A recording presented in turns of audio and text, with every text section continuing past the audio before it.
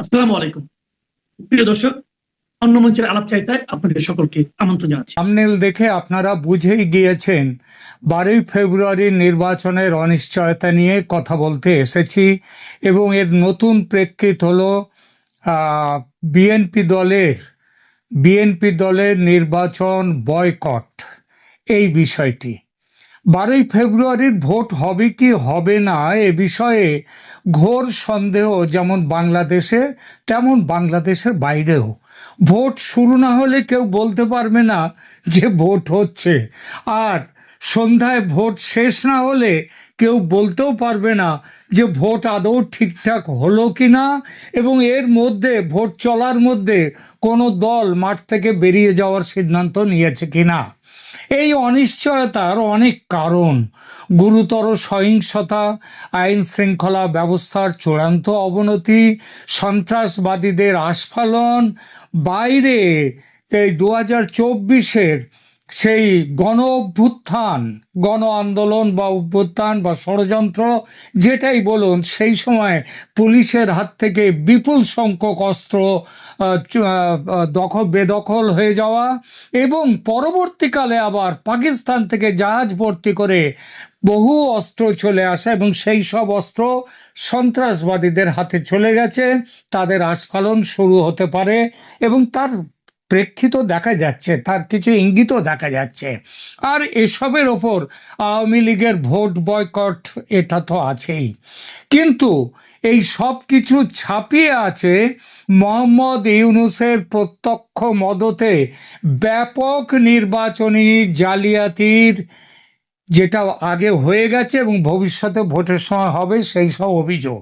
আপনারা ইতিমধ্যে শুনেছেন যে প্রায় 20 থেকে 30 হাজার, সংখ্যাটা পরিষ্কার নয়, সেটা হচ্ছে সেনার পোশাক এবং ওই যে বর্ডার গার্ডস বাংলাদেশ তাদের পোশাক এবং র্যাবের পোশাক, এই সমস্তগুলো তৈরি করা হচ্ছে বেসরকারিভাবে, কারণ ভোট জালিয়াতি করার উদ্দেশ্যে। এটা দিনের আলোর মতো স্পষ্ট হয়ে উঠেছে যে সরকারি প্রশাসন যন্ত্র একেবারে খোলাখুলি জামাতের পক্ষে কাজ শুরু করেছে, যাতে জামাত জোট ক্ষমতায় আসে। ক্ষমতা দখলের ব্যাপারে জামাত বর্তমানে এতটাই নিশ্চিত যে জামাতের আমির প্রকাশ্যে বলেছেন নাহিদ ইসলাম মন্ত্রী হবেন। আপনারা খবরের কাগজে পড়েছেন সে খবর, এটা বহুল প্রচারিত হয়ে যাচ্ছে। শোনা যাচ্ছে তার দপ্তর পর্যন্ত, কোন দপ্তর তিনি নেবেন সেটাও ঠিক হয়ে গেছে। শুধু নাহিদ ইসলাম নয়, আগামী সরকারে কারা মন্ত্রিত্ব পাবেন সে তালিকাও তৈরি হয়ে গেছে। জয়ের ব্যাপারে জামাত এতটাই নিশ্চিত যে এই নিশ্চিত হওয়ার কারণ ইউনূস এবং তার সরকারের খোলাখুলি জামাত এনসিপি জোটকে সমর্থন, এবং তার সঙ্গে দেশের সেনাবাহিনীরও এই জোটকে পরোক্ষ সমর্থন। এখন অবধি পরোক্ষ আছে, নির্বাচনের দিন এই সমর্থন আর পরোক্ষ থাকবে না, প্রত্যক্ষ হয়ে যাবে। বিএনপি এটা বুঝেছে অনেক দেরিতে। এতদিন বিএনপি ভাবছিল মাঠে আওয়ামী লীগ নেই, দেশে ফিরেছেন তারেক, দলের সঙ্গে আছে খালেদা জিয়ার মৃত্যুজনিত সহানুভূতির ভোট, সব মিলিয়ে বিএনপি ভেবেছিল তাদের জয় অনিবার্য। প্রথম দিকে বেশ কিছু জনমত জরিপ সেটা বিএনপির বড় সড়ো জয়ের কথাও বলেছিল, এখনো যে বলছে না তা নয়, কিন্তু এসব জরিপ বেশিরভাগই ঘরে বসে করা, আর করেছে কারা? ভুঁইফোর সব সংস্থা, বেশিরভাগ যাদের কোনো অভিজ্ঞতা নেই। 500, 1000, 2000, 5000 মানুষের সঙ্গে অনলাইনে যোগাযোগ করে কথা বলে তৈরি হয়েছে এইসব জরিপ, বাস্তবতার নামগন্ধ নেই। কিছু জরিপ করা হয়েছে আবার মোহাম্মদ ইউনূসের বিএনপির জন্যে তৈরি ফাঁদের অঙ্গ হিসেবে। একটু বুঝিয়ে বলি যে ফাঁদের অঙ্গ কেন, যে বিএনপিকে স্তোক বাক্য দেয়া হবে যে তোমরা জিতছ, সুতরাং সেই জেতাটাকে একটু কাগজে কলমে একটু ভালোভাবে দেখানো, এইটা হচ্ছে ফাঁদ। ফাঁদটা কে তৈরি করেছেন? মোহাম্মদ ইউনূস তা সরকারও তৈরি করেছে কার জন্যে? বিএনপির জন্যে। ভারতের কেন্দ্রীয় এক গোয়েন্দা সংস্থার বাংলাদেশ বিষয়ে যুক্ত এক মাঝারি দরের অফিসারের সঙ্গে কথা হচ্ছিল। তিনি ইউনূসের এক চমৎকার প্ল্যানের কথা বললেন, যে প্ল্যানটার কথা আমি বলতে যাচ্ছি। বেশ কিছু হঠাৎ গজিয়ে ওঠা জরিপ সংস্থাকে সরকারের তরফ থেকে বলে দেওয়া হয়েছে বিএনপিকে জয়ী দেখিয়ে কিছু জরিপ করতে, মানে ফরমায়েশি জরিপ। এই জরিপ কর্তারা বেশি পরিমাণে আওয়ামী লীগের ভোট বিএনপির বাক্সে ফেলে দিয়ে খুব গ্রাফ ট্রাফ এঁকে একেবারে বিএনপিকে জিতিয়ে দিচ্ছে।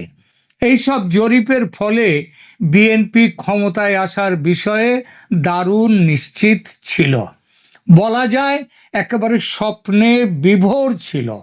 কিন্তু একেবারে প্রস্তুতির শেষ লগ্নে এসে ঘুম ভেঙেছে বিএনপির। মাঠের আসল ছবি ধরা পড়েছে চোখে। সরকার এবং সেনা যে জামাতের সঙ্গে জোট বেঁধে নির্বাচনী জালিয়াতির বড়সড় প্ল্যান বানিয়েছে, সেটা ধরা পড়েছে বিএনপির কাছে। তারেক রহমানের গত ৩-৪ দিনের ভাষণ একটু ভালোভাবে খেয়াল করুন, দেখবেন নির্বাচনী জালিয়াতি নিয়ে তিনি রীতিমতো বলতে শুরু করেছেন। এর সঙ্গে যুক্ত হয়েছে জুলাই সনদ নিয়ে গণভোটের ব্যাপারে দলের মধ্যকার পুরনো মতবিরোধ। গণভোটে হ্যাঁ নাকি না, কোন দিকে যাবে বিএনপি, সে নিয়ে দলের রীতিমতো দ্বন্দ্ব। এই ব্যাপারে স্বয়ং তারেক রহমান, তার ভোট কিন্তু নায়ের পক্ষে। খেয়াল করে দেখবেন গণভোট নিয়ে তিনি প্রায় কথাই বলেন না। শেষ পর্যন্ত তিনি নাকি এই সিদ্ধান্তে পৌঁছেছেন, হ্যাঁ ভোট জিতলে ক্ষমতা দখল নিতে কমপক্ষে 180 কার্যদিবস বা 270 দিনের মতো মোট দিবস অপেক্ষা করতে হবে তাকে। তারপরেও যে তিনি ক্ষমতায় বসবেন তারও কোনো ঠিক নেই, এবং সেই ক্ষমতা যদি তিনি পানও, যদি ভোটে জেতেনও, তাহলেও ইউনূস ক্ষমতা ছাড়বেন না। আর সেনাবাহিনী তো আছে ইউনূসের পাশে। কিন্তু এর চেয়েও বড় আর এক বিপদ দেখতে পেয়েছে বিএনপি। তারেক রহমান দলের পক্ষ থেকে অতি সঙ্গোপনে খুব বিশ্বাসী একটি সংস্থাকে দিয়ে নির্বাচনে বিএনপির ফলাফল কেমন হতে পারে এই নিয়ে একটা সার্ভে করিয়েছেন। কে?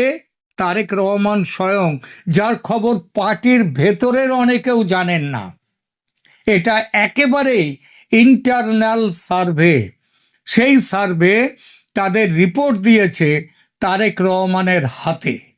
আর রিপোর্ট দেখে তারেক সাহেবের চক্ষু চড়ক গাছ। সেখানে বলা হয়েছে এবার তো ভোট হচ্ছে, মোট বোধহয় সম্ভবত জামাত 298টা আসনে ভোট হচ্ছে। এই 298 আসনের মধ্যে 170 থেকে 180টি আসন পাবে বিএনপি, এই আসন পাবে জামাত জোট। বিএনপি পাবে 110টার মতো। তারেক রহমান এই সার্ভের ব্যবস্থা করেছিলেন তারেক রহমান ভারতের গোয়েন্দা সংস্থার রিপোর্ট পাওয়ার পর। কখন করেছিলেন? ভারতের গোয়েন্দা সংস্থা একটা প্রিলিমিনারি রিপোর্ট তারেক রহমানকে দিয়েছিলেন। আপনারা জানেন তারেক রহমান লন্ডন থেকে দেশে ফিরে এসছেন, এবং এই ফিরে আসার ব্যাপারে ভারতের বিরাট বড় ভূমিকা ছিল, এবং তখন থেকেই তারেক রহমানের সঙ্গে ভারতের সম্পর্কটা আরো ঘন হয়েছে। ভারতের মানে রিসার্চ অ্যান্ড অ্যানালিসিস উইং তাদের রিপোর্টে বলেছিল বিএনপি নির্বাচনে 130টার মতো আসন পাবে, জামাত জোট পাবে 155 থেকে 160, আর তারেক রহমানের নিজের সংস্থাও মোটামুটি এই কাছাকাছি রিপোর্ট দিয়েছে। আর এই রিপোর্ট পেয়ে তারেক রহমান স্বর্গ থেকে মাটিতে পড়ে গেছেন। এই পরিস্থিতি থেকে উদ্ধার পেতে তিনি অন্য চিন্তা করছেন খুব সিরিয়াসলি। কি সেই চিন্তা? চিন্তাটা হচ্ছে আজ বা কালের মধ্যে, অর্থাৎ নির্বাচনের একদিন আগেই বিএনপি নির্বাচনে জালিয়াতির অভিযোগ তুলে ভোট বয়কটের ঘোষণা দেবে। বিএনপির পক্ষে এই যে কারণ, অর্থাৎ এই জালিয়াতি, এটা আগে থেকেই মজুত আছে এবং বিএনপি সেই ব্যাপারটা নিয়ে কথা বলে আসছে। দীর্ঘদিন ধরেই বিএনপি দাবি করে আসছে যে বর্তমান প্রশাসনিক কাঠামোতে, মানে ইউনূস সরকারের প্রশাসনে সুষ্ঠু নির্বাচন সম্ভব নয়। এখন তারা দেখছে যে নির্বাচনে জালিয়াতির আলামত স্পষ্ট এবং মাঠ তাদের অনুকূলে নেই। সুতরাং পরাজয়ের চেয়ে জালিয়াতির অভিযোগটা তুলে, যে অভিযোগ খুবই সত্যি, সেটা তুলে বেরিয়ে যাওয়াটা কৌশলগতভাবে অনেক লাভজনক। নির্বাচনের ফলাফলে শোচনীয় পরাজয় হলে দলের মনোবল ভেঙে যেতে পারে।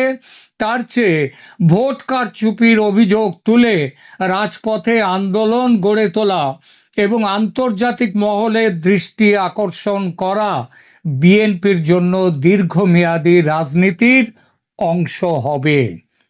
রাজনীতিতে শেষ কথা বলে কিছু নেই। বিএনপির মতো বড় দল যদি শেষ মুহূর্তে সরে দাঁড়ায় নির্বাচন থেকে, তবে সেটা নির্বাচনকেই ভণ্ডুল করে দেবে।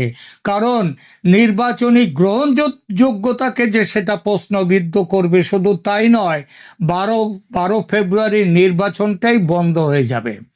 এর আগে আওয়ামী লীগের বিরুদ্ধে নির্বাচনে জালিয়াতির অভিযোগ ও নিরপেক্ষ কেয়ারটেকার সরকারের অধীনে নির্বাচন করানোর দাবি তুলে বিএনপি ভোট বয়কট করেছে। আর এবার ইউনূস সরকারের বিরুদ্ধে জামাত জোটের পক্ষে পক্ষপাতিত্বের অভিযোগ তুলে নির্বাচন বয়কট করতেই পারে বিএনপি। শুধু এই নয়, এবার তারা দাবি করছে এই পক্ষপাত দুষ্ট ইউনূস সরকারকে হটিয়ে তার জায়গায় নতুন ও নিরপেক্ষ তদারকি সরকার গঠন করে নতুনভাবে নির্বাচনের ব্যবস্থা করতে হবে। দেখুন, বিএনপির রাজনৈতিক ইতিহাসে ভোট বয়কট কেবল একটি প্রতিবাদ নয়, বরং এটি তাদের একটি বড় রাজনৈতিক কৌশল। এর আগে আওয়ামী লীগ সরকারের অধীনে জালিয়াতির আশঙ্কায় তারা নির্বাচন বর্জন করেছিল। এখন ইউনূসের অন্তর্বর্তীকালীন সরকারের বিরুদ্ধে পক্ষপাতিত্বের অভিযোগ তুলে বয়কট, সেটা দলের পুরনো অবস্থানের সঙ্গে পুরোপুরি সামঞ্জস্যপূর্ণ এবং রাজনৈতিকভাবেও অত্যন্ত তাৎপর্যপূর্ণ হবে। শুধু এইটুকুই নয়, এই সিদ্ধান্ত নিলে দলের ভাবমূর্তি দেশে ও দেশের বাইরে আন্তর্জাতিক মঞ্চে খারাপ তো হবেই না, অনেক বেশি উজ্জ্বল হবে। কারণ মনে রাখতে হবে, অন্তর্বর্তীকালীন সরকারের মূল ম্যান্ডেট ছিল একটি সুস্থ গণতন্ত্র প্রতিষ্ঠা, যেখানে সব দলের অংশগ্রহণ থাকবে, সব দলের জন্য লেভেল প্লেইং ফিল্ড থাকবে। এই সরকার ইউনূসের তার নিরপেক্ষ চরিত্র যে হারিয়েছে, সেটা তো এখন দেখাই যাচ্ছে। আওয়ামী লীগ নেই, তাকে বাইরে দিয়েছে বার করে। আবার এদিকে জামাতের জন্যে দৃষ্টিকটুভাবে জালিয়াতি করে যাচ্ছে। ফলে এমন সিদ্ধান্ত জনসমর্থন পাবেই বাংলাদেশের ভেতরে এবং আন্তর্জাতিক মহলে। নতুন ভোটার তালিকা বা কেন্দ্র বিন্যাসে কারচুপির প্রমাণ মিলেছে ঢাকা সমেত বহু কেন্দ্রে। বিএনপি একে ডিজিটাল বা প্রশাসনিক জালিয়াতি হিসেবে আখ্যা দিয়ে আন্দোলনের পথ বেছে নেবে বলে নির্ভরযোগ্য সূত্র জানাচ্ছে।